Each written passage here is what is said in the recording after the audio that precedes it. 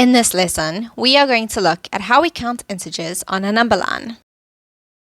Let's start by having a look at a number line with 0 in the middle. Our positive numbers appear to the right and our negative numbers appear on the left. The first question asks us to compare the following numbers. To start, we are going to compare the number 3 and the number 1 to find out which is bigger. Now, we already know that 3 is bigger than 1, so we can insert the greater than sign. If we were to read this from left to right, we would say that 3 is greater than 1. Next, we compare the numbers 2 and 8. And again, we know that 8 is bigger, so we insert our symbol which is open to the 8.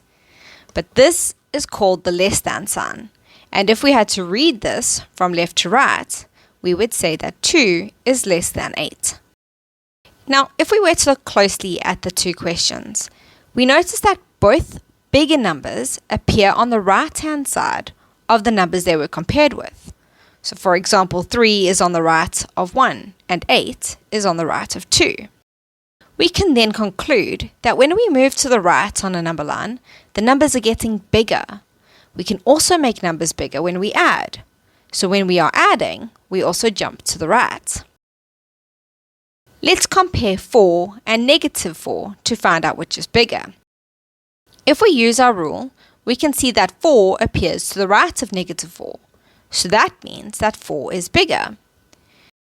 We use our greater than sign to compare the numbers, and if we were to read this from left to right, we would say 4 is greater than negative 4. Next, let's find out which is bigger between negative 7 and negative 6. Well, since negative 6 is on the right of negative 7, it is bigger. When we read this from left to right, we read it as negative 7 is less than negative 6.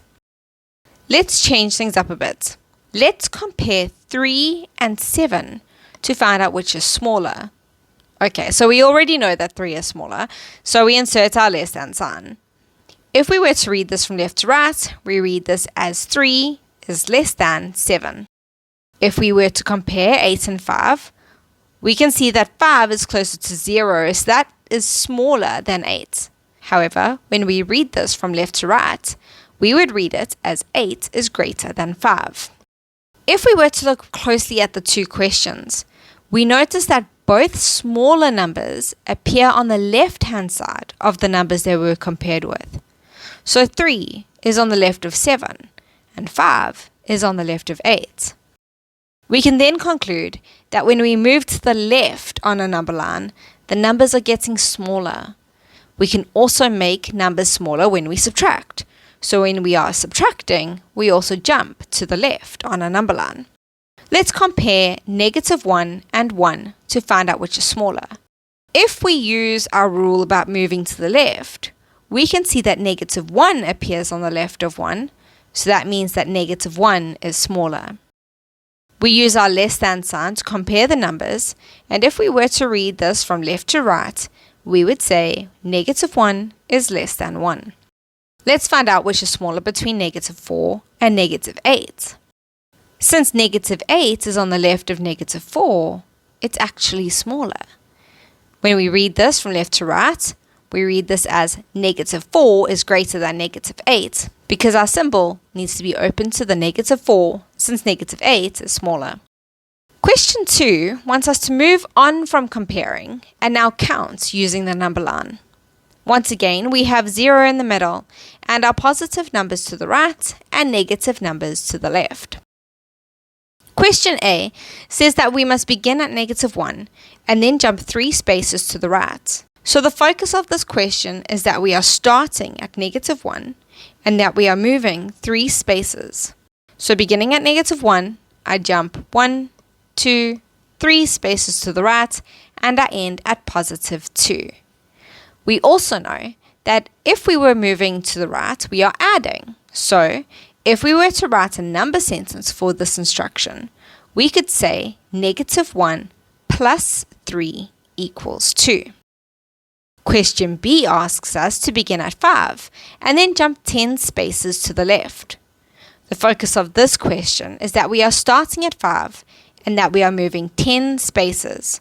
So I'm going to highlight these key points to make the question a little bit easier to understand. Now, beginning at 5, I jump 1, 2, 3, 4, 5, 6, 7, 8, 9, 10 spaces to the left, and I end at -5. Since we're moving to the left, we are subtracting. So, if we were to write a number sentence for this instruction, we could say 5 minus 10 equals -5. Question C tells us to move 4 units to the left of -1. This time, let's start by writing a number sentence. Since we are moving to the left, we know that we are subtracting. We've been given -1 as a starting point, and we need to move 4 units from there. Therefore, our number sentence will read -1 minus 4. When we jump 1, 2, 3, 4 units to the left of -1 on the number line, we end at -5, which is our answer. Next, question D wants us to move 7 units to the right of 3. Since we're moving to the right, we know that we are adding. So we can write -3 plus 7. Starting at 3, we jump 1, 2, 3, 4, 5, 6, 7 spaces and end at 4, which is our answer. Let's have a look at question E. It wants us to add 3 to -4. This might be a little bit confusing. We know that if we are adding, we're moving to the right. But do we start at 3 and add -4? Or do we start at -4 and add 3? Let's try to think of this a little bit differently. It says we must add 3 to -4. Instead, let's imagine the question says that we must give bananas to a monkey. What existed first? Well, the monkey had to exist for us to be able to give it any bananas. So, if the monkey represents the number -4 in this question, we need to say that we are starting at -4 and then we are adding 3 to it. When we count on the number line, we end up with an answer of -1. Question F is similar. This time, it wants us to subtract 5 from 2. Again, it can be confusing to tell which number comes first. Although we know we are moving to the left because of the subtraction, it can be hard to tell whether we should start at 5 and then move 2 spaces to the left, or if we should start at 2 and move 5 spaces to the left. Imagine this time, we were taking bananas from a monkey, just like we are taking 5 from 2. Well, the monkey had to have the bananas first if we were to take them away. So if the monkey represents the number 2 in this question, and the bananas represent the number 5, we need to say that we are starting at 2, and we are taking away 5 from it, just like we started at the monkey, and we took the bananas from it. 5 spaces to the left of 2 takes us to -3. Let's do a quick recap. When we are moving to the right-hand side of a number line, we are making our numbers bigger, which is also the direction we move when we are adding.